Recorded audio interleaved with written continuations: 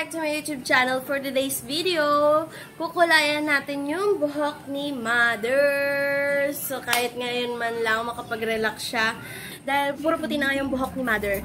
Dahil sa sobrang stress. Kaya, kukulayan na natin siya sa halagang 20 pesos. 20 pesos, 25, basta yun lang. Alam nyo na yan. So, ito po yung mga gagamitin natin.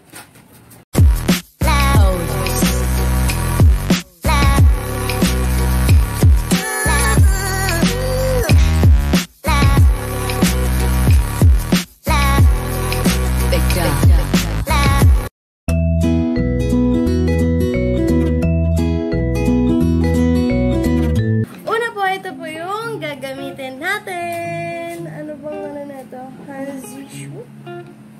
So, ito po. Kilala po ito na talagang pangkulay na talaga. Tsaka mura lang po siya. So, ayan. Kaya po dalawa kasi medyo marami-rami po yung kukulayan natin sa kanya kasi po marami ng puti. So, ito po yung una. Pangalawa is yung pang-ipit. Alam ko dalawa to kasi nawawala yung isa. Then, yung head cap. Ayan. Head cap. At, anong tawag dito? Ito. Yung nilalagay dito. Yung paganyan. No, diba? Parang nasa salon talaga. Kaya special talaga yung gagawin natin kay Mother. Diba? Ganyan lang. And, ito. Dahil wala tayong brush, wala kaming brush pang kulay. Actually, meron kami, kaso nawawala siya. Hindi namin alam kung saan namin na ilagay. So, ito na lang pang gagamitin natin. Brush, toothbrush. Ayan po. Sabi, ano to, bale DIY. Do it yourself. Can you do that? So, ayan. Check it out. So, sa video pong ito, gagamitin ko po yung skills ko na natutunan ko nung high school po ako. So, ang ginawa ko po kasi nung high school ako, tech ko, beauty care. So, ito po mga to, yan, dati ko pa po itong gamit na nag-aaral po ako ng beauty care. Kaya po, i-apply natin yung skills ko kay Mother. So, sana natatandaan ko pa yung mga, anong tawag dito? Natatandaan ko pa yung mga napag-aralan ko nun. Tsaka po nung high school po ako, pinag-take po ako ng NC2 para sa beauty care. And, salamat naman po kay God, napasa ko po yan. Kaya po ngayon, may certificate na po ako ng NC2 beauty care. So, yan. Simulan na natin, guys! I-makeover na natin si Mother! Habang hinihintay natin si Mother, mag-picture muna tayo pa nakasuot na ito. Oh, hindi pala ano. So, naririnig nyo ba yung tunog ng sasakyan? Yung kapatid ko kasi nanonood ng mga supercars, mga sports car. Kaya, ayun, yun yung hilig niya para lang manahimik siya. So, hintayin lang natin si Mother. Maya-maya magsisimula na tayo.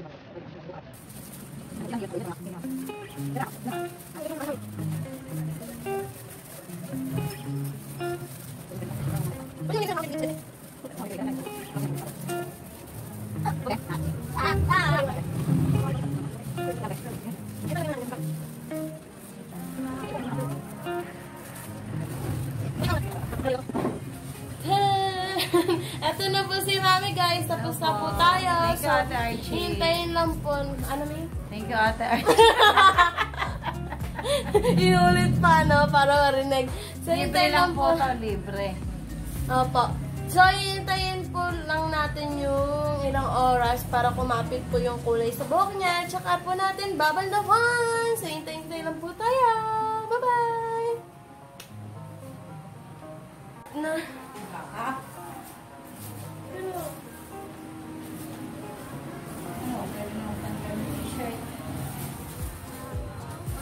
Banlaw, una yung banlaw. Finish product na.